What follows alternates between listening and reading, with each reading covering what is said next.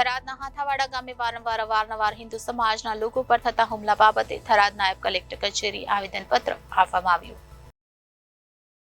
થરાદના હાથાવાડા મુકામે અવારનવાર અમુક મુસ્લિમ ધર્મના લોકો દ્વારા હિન્દુ ધર્મના લોકોને ટાર્ગેટ કરી શારીરિક માનસિક ત્રાસ આપી હળદોદ કરી આયોજનપૂર્વક માર મારવામાં આવે છે, તેમજ ગૌચરની જમીનમાં દબાણો કરી ધાર્મિક ભાવનાઓને ભડકાવવાનો વારંવાર પ્રયાસ કરવામાં આવે છે। જાણી જોઈને હિન્દુ ધર્મના લોકોની સંખ્યા ગામમાં ઓછી હોય તારીખ 22/1/2023 રોજ અયોધ્યામાં મર્યાદા પુરુષોત્તમ શ્રીરામની શોભાયાત્રામાં જોડાયેલ યુવકને તે દિવસે ધમકી આપ્યા પછી તારીખ 26/1/2024 રોજ પૂર્વ આયોજિત કાવતરું રચી તમો રસોડામાં પ્રસાદ કેમ્પ બનાવ્યો અને શ્રીરામની શોભાયાત્રામાં ભગવાનનો ફોટો લઈને આગળ કેમ ચાલ્યા તેમ કહી બેરહેમીપૂર્વક માર મારવામાં આવ્યો છે અને આ લોકો વારંવાર ભારતીય સામાજિક તત્વો તેમજ હિંસક લોકો દ્વારા આવી હિન્દુ ધર્મના લોકોની ભાવના દુભાય તેવા કૃત્ય વારંવાર કરતા હોય હિન્દુ ધર્મના મુઠ્ઠીભર લોકોને મુસ્લિમોની સંખ્યા વધુ હોય ટાર્ગેટ કરી વારંવાર નુકસાન પહોંચાડવામાં આવે છે, જે બંધ કરાવવા તેમજ કાયમી સુરક્ષા પૂરી પાડવા આવેદનપત્ર આપી રજૂઆત કરી હતી। આજે આખો હિન્દુ સમાજ થરાદનો હાથાવાડાની દુઃખદ ઘટના જે બની હતી અને એની અંદર એક હિન્દુ સમાજના બે ભાઈઓને મારવામાં આવ્યો હતો। આજે અમે આખી હિન્દુ સમાજ ભેગી થઈ અને આવેદનપત્ર સાહેબને આપ્યું છે। અમે સાહેબને વિનંતી પણ કરી હતી કે વારંવાર આ બનતી ઘટનાઓ હિન્દુઓ ઉપર હુમલો આ અત્યાચાર હવે પછીનો બંધ થવો જોઈએ। અમે વારંવાર 2 થી 3 વખત આવી ઘટના સહી લીધી છે, હવે સહી લેવામાં આવશે નહીં। અમે તંત્રને પણ પોલીસને પણ અમે વિનંતી કરીએ છીએ કે આ હાથાવાડાની અંદર ઘણી વખત દુર્ઘટનાઓ બનતી હોય છે, એટલા માટે કરીને અમારી વિનંતી છે કે એના ઉપર તાત્કાલિક પગલાં લેવામાં આવે।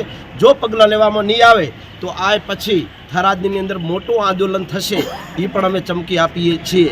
જય ભારત માતા કી જય, જય શ્રી રામ। હાથાવાડાની અંદર જે 26 તારીખે જે હિન્દુ ઉપર હુમલો થયો એના અનુસંધાનમાં આજે સમગ્ર હિન્દુઓ એકત્રિત થઈ અને આવેદનપત્ર આજે આપવાના છીએ।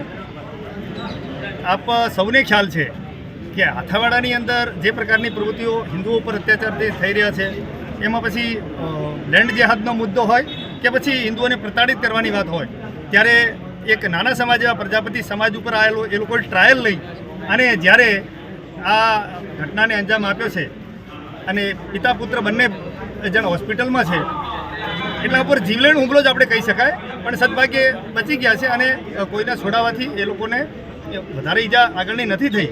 પરંતુ આવી જો ઘટના ઘટતી રહેશે તો હિન્દુ સમાજ સમગ્ર અત્યારે જાગૃત છે અને હિન્દુ સમાજ આટલા દિવસ આવેદનપત્રો આપી અને માર ખાઈને જીવી રહ્યો છે, પણ અત્યારે બધા જ લોકો સંગઠિત થઈ આવા અસામાજિક તત્વો છે એનો પ્રતિકાર કરવાના છે અને તંત્રને અને સરકારને પણ સમગ્ર હિન્દુ સમાજના લોકો અત્યારે આવેદનપત્ર થકી આહવાન કરી પોતાની માગણી કરી રહ્યા છે કે આવા અસામાજિક તત્વો સામે કડકમાં કડક સજા કરવામાં આવે, અન્યથા હિન્દુઓ પોતાના બચાવ સ્વરૂપે કોઈપણ પ્રકારનું આંદોલન કરશે કે કોઈપણ ઘટનાનો અંજામ જે થશે એના માટે તંત્ર અને સરકાર જવાબદાર રહેશે।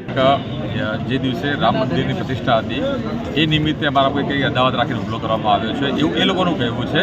તો સરકારે અત્યારે જે આવેદનપત્ર આપવા પ્રજાપતિ સમાજ આવ્યા છે એમાં પૂરેપૂરી તપાસ કરી સાચી માહિતી જાણી અને કોઈપણ પ્રકારનું કોમી વાતાવરણ ડહોળાય નહીં અને કોમી એખલાસ રહે અને યોગ્ય ન્યાય મળે એ રીતની અમારી માગણી છે, જેથી કરીને વાત આગળ વધે નહીં અને ગામમાં કોઈ અનિચ્છનીય બનાવ બને નહીં અને એ લોકોને પૂરેપૂરી માહિતી પૂરેપૂરો ન્યાય મળે। આપનું નામ?